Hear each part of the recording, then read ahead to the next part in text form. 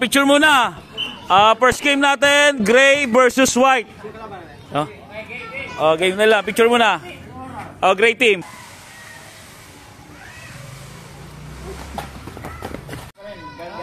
Kasi lalabas lagi ha. Pagka na-steal nyo, na-steal nyo dito. Hello? Hindi nyo pwedeng itira, ilalabas nyo. Yun ang ano natin ha, para hindi magulo. Play coach!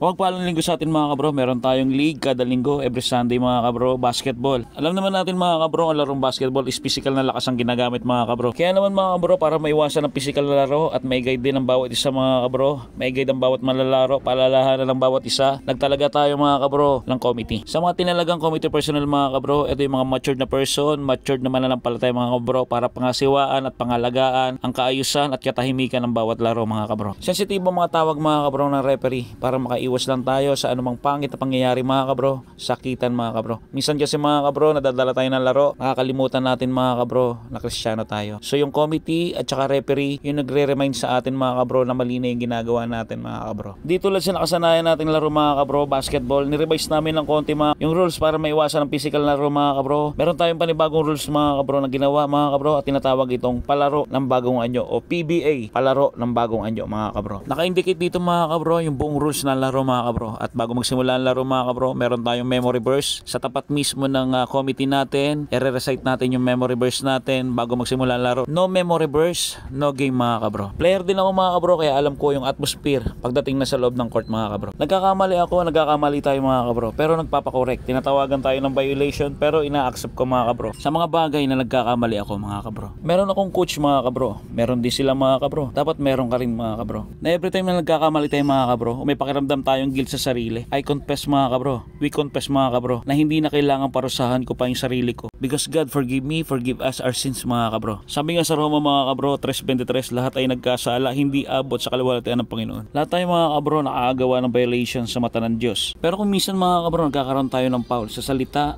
Paul sa isip, Paul sa gawa, pero hindi natatapos doon mga kabro. Kapatawaran ang tunay na pagsisisi mga kabro. Hindi mo na kailangan mga kabro itago yung kasalanan mo. Hindi mo na kailangan magkunwaring okay ka. Ang tunay na kalayaan ay nagsisimula sa pag-amin nito at pagsuko nito mga kabro. Pwede mong i-challenge yung sarili mo mga kabro. Lapitin mo yung taong nasaktan mo o lumapit ka sa Diyos sa pamamagitan ng panalangin. Huwag mong hayaang pigilan ng guilt ang iyong paglagaw mga kabro. Ikaw ay hindi disqualified.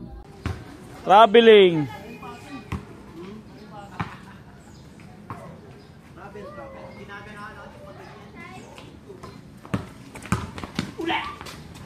Pambira.